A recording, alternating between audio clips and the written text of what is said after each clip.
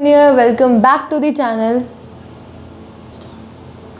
हम अपनी first video में पढ़ चुके हैं। हमने अपनी बुक स्टार्ट की थी स्टैटिस्टिक। हमने पढ़ा था कि स्टैटिस्टिक का क्या मीनिंग होता है, उसके 2 सेंसेस के बारे में। तो आज हम पढ़ेंगे उन्हीं सेंसेस को थोड़ा डीप में।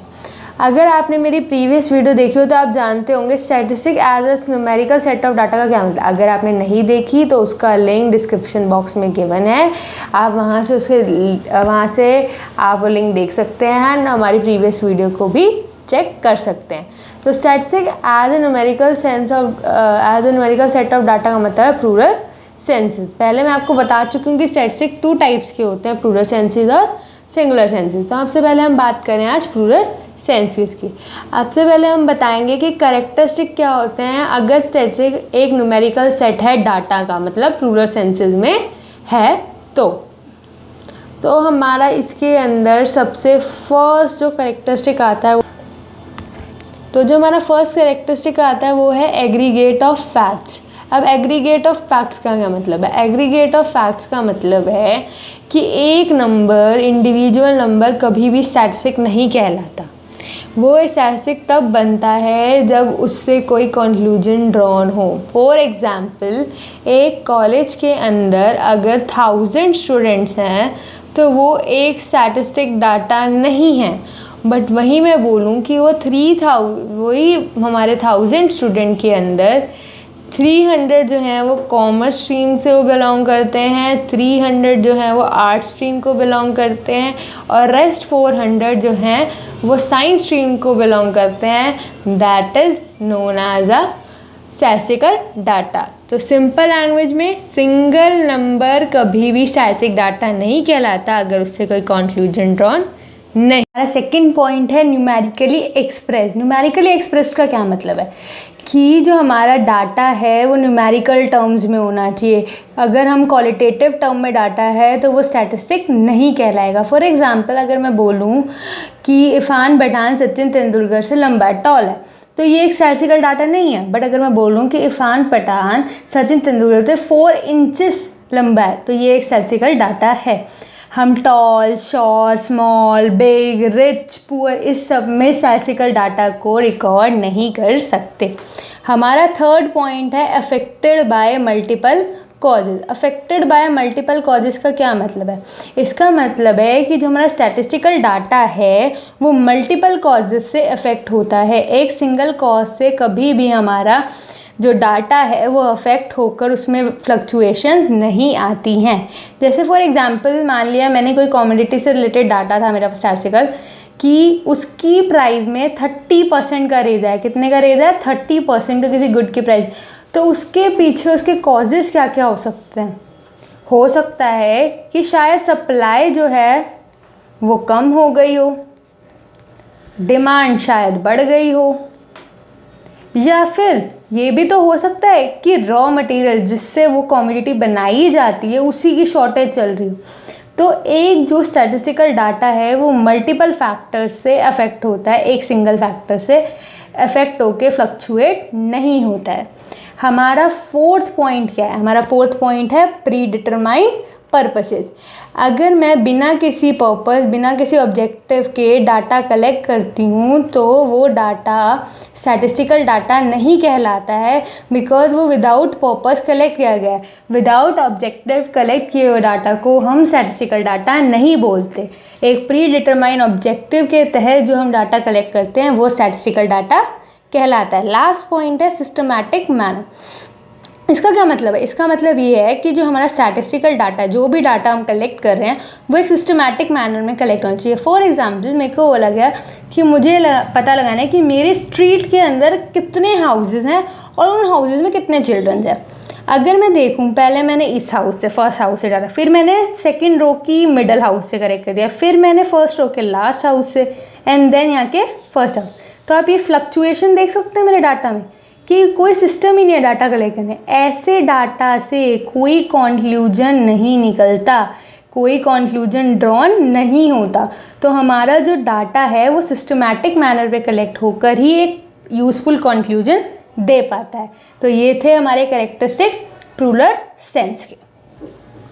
आप चाहें तो वीडियो को पॉज करके पॉइंट्स नोट कर सकते हैं और एग्जाम्पल्स भी नोट कर सकते हैं फॉर एक्सप्लेनेशन। हमने पढ़ा है statistic as a numerical set of data and अब हम पढ़े स्टैटिस्टिक एज अ मेथड जिसे हम बोलते हैं सिंगुलर सेंसेस। पहले हमने कैरेक्टरिस्टिक पढ़े थे प्लूरल सेंसेस के and now we are going to study about characteristic about singular senses.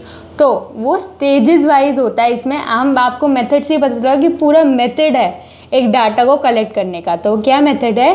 Stage 1 होती है कि हम डाटा कलेक्ट करते हैं, स्टेज 2 होती है कि हम कलेक्टेड डाटा को ऑर्गेनाइज करते हैं, स्टेज 3 होती है कि हम उसको प्रेजेंट करते हैं in forms of pie chart, by diagrams, graphs and then उसमें से इंफॉर्मेशन को एनालाइज करते हैं, देन उसमें से इंटरप्रिटेट करते हैं डाटा को, जो भी उसका कन्फ्यूजन है। अब सबसे पहली बात आती है कि ये स्टेजेस को इसी फॉर्म में कैसे याद किया जाए।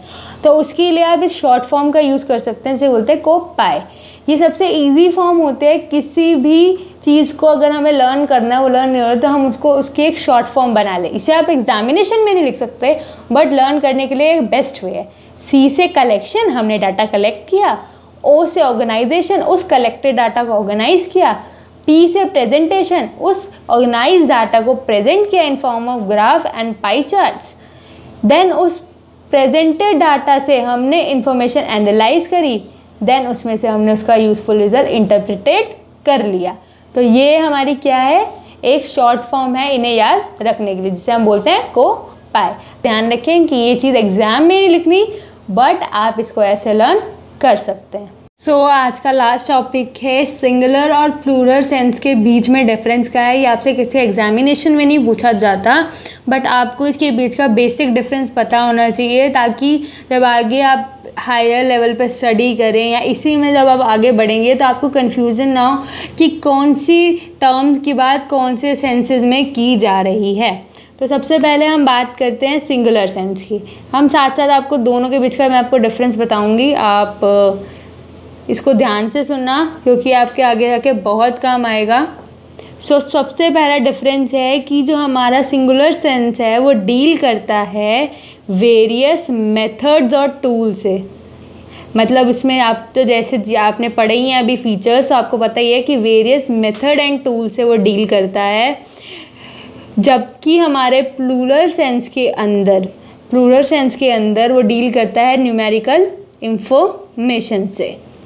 तो सबसे पहला हमारा बेसिक डिफरेंस क्या है कि स्टैटिस्टिकल डाटा के सिंगुलर सेंस के अंदर वो वेरियस मेथड से डील करता है, जबकि प्लूरल सेंस के अंदर वो न्यूमेरिकल इंफॉर्मेशन से डील करता है। उसके बाद हमारा सेकंड पॉइंट है कि जो हमारा सिंगुलर सेंस का डाटा होता है वो कलेक्ट होता है, वो एक टूल होता है एनालाइजमेंट का, कि पूरा इसमें स्टेप चलते हैं इन विच हम हर डाटा को कलेक्शन से लेकर एनालाइजमेंट तक लेकर जाते हैं। हम बिना किसी फॉर्म के किसी डाटा के रिजल्ट नहीं निकाल पाते, जबकि प्लूरल सेंस में डाटा डिस्क्रिप्टिव होता है नेचर में। डिस्क्रिप्टिव क्यों होता है? हमारे पास न्यूमेरिकल इंफॉर्मेशन आई और हमने क्या करा, डाटा को यूज़ करके उसमें से इंफॉर्मेशन निकाल ली। तो ये क्या होता है? डिस्क्रिप्टिव होता है अपने नेचर में। थर्ड पॉइंट है कि जो हमारा सिंगुलर सेंस का डाटा होता है प्रोसेसिंग रॉ डाटा होता है। प्रोसेसिंग रॉ डाटा का क्या मतलब है कि हमें रॉ डाटा मिलता है और हम उसको प्रोसीड कर उसमें से इंफॉर्मेशन निकालते हैं, ठीक है, प्रोसेसिंग द रॉ डाटा। जबकि प्लूरल सेंस के अंदर वो रॉ स्टेट को ही हम यूज़ करते हैं, जो हमारे पास न्यूमेरिकल इंफॉर्मेशन आई उसी को यूज़ करके कंक्लूजन ड्रॉन करते हैं। उसको कोई हमारा प्रोग्रामिंग नहीं होती उससे प्रोसेस अप करने की। लास्ट पॉइंट है कि हमारा जो स्टैटिस्टिकल इंफॉर्मेशन होती है सिंगुलर सेंस के अंदर वो ऑपरेशनल टेक्निक से कलेक्ट होती है। ऑपरेशनल टेक्निक तो आपको पता चल ही गई कि पहले कलेक्ट किया डाटा, फिर ऑर्गेनाइज किया, फिर प्रेजेंट किया। तो ये क्या होती है? ऑपरेशनल होती है।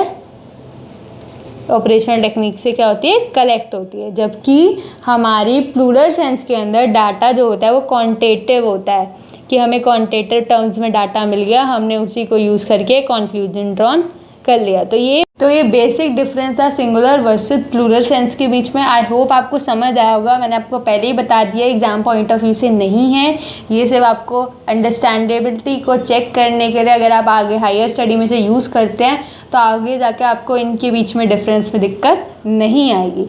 आई होप आपको सब कुछ समझ आया होगा। अगर आप चाहें तो एक्सप्लेनेशन के लिए इसे नोट कर सकते हैं। हमारी प्रीवियस वीडियो से अब तक हमने मेजर टॉपिक्स कवर कर दिए हैं। अब वो हम अपनी नेक्स्ट वीडियो के अंदर इस चैप्टर का last topic limitation and feature of statistics cover करेंगे। साथ ही प्रीवियस 2 वीडियोज़ में जो भी हमने इम्पॉर्टेंट डेफिनेशंस हैं वो भी हम आपको दे देंगे। तो चलिए हम अपने रिवीजन टेक्स्ट की तरफ चलते हैं एंड उसको सब कुछ रिवाइज करते हैं एक बारी फिर से। तो आज का फर्स्ट टॉपिक हमने किया था statistic as a numerical set of data, जिसे क्या कहते हैं प्लूरल सेंस। उसके कैरेक्टरिस्टिक क्या थे? Aggregate of fact. Aggregate of fact का क्या मतलब था कि एक सिंगुलर नंबर स्टैटिस्टिक नहीं कहलाता है, हमेशा ऐसे न्यूमेरिकल टर्म्स होनी चाहिए। मान लीजिए अगर एक कॉलेज में 1000 स्टूडेंट्स हैं तो एक स्टैटिस्टिकल डाटा नहीं है, बट अगर मैं बोल रहा हूँ 1000 स्टूडेंट में से 300 कॉमर्स, 300 आर्ट और 400 साइंस के, that is the statistic data. Numerically express का मतलब है क्वालिटेटिव टर्म स्टैटिस्टिक डाटा नहीं कहलाती, जैसे रिच, पुअर, स्मॉल, बिग, ये सब स्टैटिस्टिकल डाटा नहीं कहलाती। हमारा स्टैटिस्टिकल डाटा मल्टीपल कॉजेज से अफेक्ट होता है। एक चीज़ के चेंज के चक्कर में स्टैटिस्टिकल डाटा में वेरिएशन नहीं आते, बहुत सारे फैक्टर्स होते हैं जिसकी वजह से चेंजेस आते हैं। उसके बाद आता है pre determined purpose. Pre determined purpose का मतलब है कि अगर मैं बिना किसी पर्पस के एक डाटा कलेक्ट करूँ तो वो स्टैटिस्टिक नहीं कहलाएगा। एक पर्पस होना चाहिए, एक ऑब्जेक्टिव होना चाहिए किसी डाटा को कलेक्ट करने का, तब वो स्टैटिस्टिक कहलाता है। सिस्टमैटिक मैनर का मतलब एक सिस्टम में डाटा कलेक्ट होना चाहिए, तभी उससे कंक्लूजन ड्रॉन हो सकता है। बिना सिस्टम के अगर हम कोई डाटा कलेक्ट करेंगे तो उससे एक यूजफुल कंक्लूजन नहीं निकलेगा। एंड हमने सेकेंड टॉपिक करा था स्टैटिस्टिक एज अ मेथड। तो इसको लर्न करने का तो मैंने आपको एक सिंपल वे बताया था, एक वर्ड को पाई। को सी का मतलब कलेक्शन, पहले हमने डाटा कलेक्ट किया। ओ का मतलब ऑर्गेनाइजेशन, हमने उस कलेक्टेड डाटा को ऑर्गेनाइज किया। देन पी से प्रेजेंटेशन, उस ऑर्गेनाइज डाटा को बार, ग्राफ, पाई चार्ट में प्रेजेंट किया।